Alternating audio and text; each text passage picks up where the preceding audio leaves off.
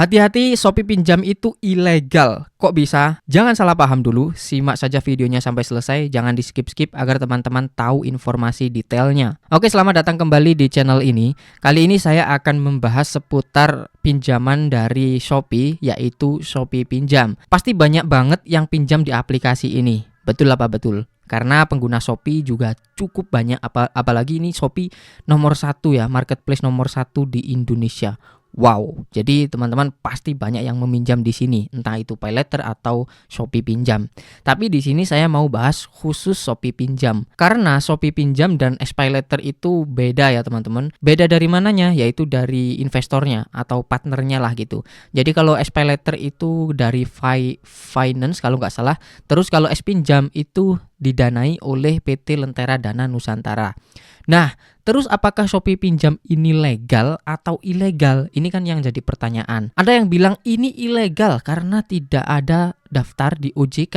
Jadi kita bisa kunjungi link OJK, list pinjaman yang terdaftar di OJK itu secara langsung ya teman-teman. Teman-teman bisa lihat sendiri listnya itu apa saja. Pasti tidak ada yang namanya Shopee Pinjam. Pertanyaannya, apakah ini ilegal? Jawabannya tidak. Ya karena sudah saya singgung dari awal tadi ya teman-teman, Shopee Pinjam didanai atau partnernya adalah PT Lentera Dana Nusantara. Sedangkan PT Lentera Dana Nusantara ini sudah terdaftar dan diawasi oleh OJK. Jadi yang perlu kita lihat bukan Shopee Pinjamnya, tapi si pendananya ya atau lender disebutnya. Jadi pendananya adalah PT Lentera Dana Nusantara. Berarti sampai sini udah paham dong, legal apa ilegal? Jawabannya adalah legal. Resmi OJK. PT Lentera Dana Nusantara ini sudah terdaftar dan diawasi oleh OJK. Terus uangnya itu disalurkan ke Shopee ya. Jadi bekerja sama dengan Shopee. Terus sama Shopee diberikan pinjamannya ke pengguna-pengguna Shopee. Gitu sih. Jadi intinya PT Lentera Dana Nusantara hanya menyediakan dananya saja. Kalau yang marketingnya itu ya Shopee, karena Shopee penggunanya banyak sekali, jadi cukup worth it untuk bekerja sama dengan PT Lentera Dana Nusantara ini. Pendananya nggak perlu pusing-pusing cari nasabah, yang cari nasabah sudah otomatis pengguna-pengguna Shopee itu ya, karena mereka juga bisa dibilang konsumtif lah. Kalau Shopee itu ya rata-rata banyak yang konsumtif, suka belanja. Gak menutup kemungkinan mereka pasti pernah mengambil pinjaman di aplikasi Shopee, entah itu 1 atau 2 kali, pasti pernah. Nah makanya gak heran ya kalau di SPinjam itu limit pinjamannya besar-besar dan tenornya bisa panjang banget hingga sampai 1 tahun. Bahkan ada yang mendapatkan limit pinjaman itu sampai puluhan juta. Itu sangat mungkin di aplikasi Shopee ya teman-teman. Oke, selanjutnya gimana resikonya apabila teman-teman tidak sanggup bayar atau bahkan tidak bayar sama sekali di aplikasi Shopee Pinjam ini. Jadi ketika teman-teman pinjam, tagihan berjalan, ternyata teman-teman nggak sanggup bayar. Yang pertama adalah teman-teman pasti akan dihubungi oleh internal dari pengelola pinjaman ini ya. Entah itu melalui telepon, SMS, atau WhatsApp.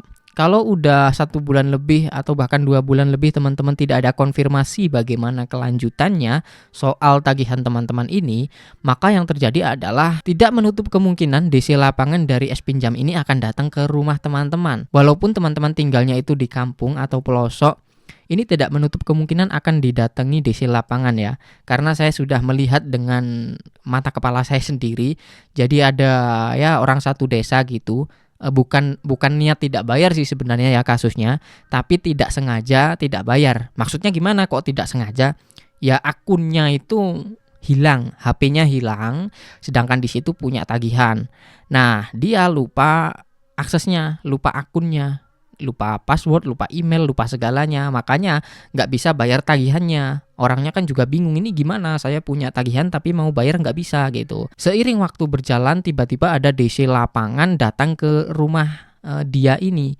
Nah terus ditanyai bagaimana kelanjutannya ya. Nah teman-teman tidak usah takut kalau didatangi DC lapangan, karena mereka tidak ada niatan untuk ngajak berantem kalian. Enggak ya. Mereka datang biasa saja dan hanya mengonfirmasi saja bagaimana kelanjutannya. Ini bayarnya kenapa kok tidak ada pembayaran sama sekali. Ya si A itu tadi atau nasabahnya yang menjelaskan bahwa kronologinya adalah dia HP-nya hilang, nggak bisa akses akun karena lupa segalanya, lupa password, lupa akun, lupa nomor HP, lupa email gitu. Makanya si DC lapangan juga bisa menerima alasan itu karena alasannya juga masuk akal dan logis gitu teman-teman ya. Nah terus kelanjutannya sama si nasabahnya tadi diajak ke rumah saya DC lapangan ini. Kenapa ke rumah saya? Karena di tempat saya itu kan kayak apa ya teman-teman? Agen PPOB, agen Briling, mitra Shopee juga, agen mitra Shopee. Pokoknya pembayaran-pembayaran itulah, pembayaran token listrik, beli pulsa, paket data, transfer, tarik tunai, dan segala macam, pokoknya apapun ya. Nah diajak ke tempat saya untuk bayar tagihan ini. Terus si DC lapangan ini ngasih kode virtual ke saya, ini kode pembayarannya. Nah saya pun juga harus ngecek ya, apakah ini benar apa oknum hanya ingin ngerjain si nasabahnya. Ternyata setelah saya cek itu memang benar kode virtualnya atas nama nasabahnya. Ya jadi langsung saya bayar gitu ya. Makanya teman-teman juga perlu hati-hati kalau misalkan ada DC lapangan yang nyuruh bayar pakai kode virtual tertentu. Dicek dulu apakah benar-benar atas nama teman-teman atau bukan. Kalau bukan itu bisa jadi adalah oknum. Nggak semua ya. Ada beberapa oknum yang nakal. Nah kalau kode virtualnya palsu ya uangnya masuk ke kantong mereka sendiri, bukan masuk ke tagihan teman-teman. Oke, mungkin sampai sini teman-teman udah cukup paham ya. Nah lanjut, terus gimana kalau kita tidak mau bayar sama sekali? Risikonya apa?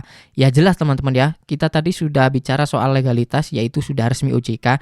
Kalau teman-teman tidak bayar itu ya nggak apa-apa, tapi dengan sanksi nanti teman-teman tidak bisa pinjam di aplikasi manapun atau di bank juga tidak bisa karena sudah di blacklist atau masuk slik OJK. Seperti itu aja ya.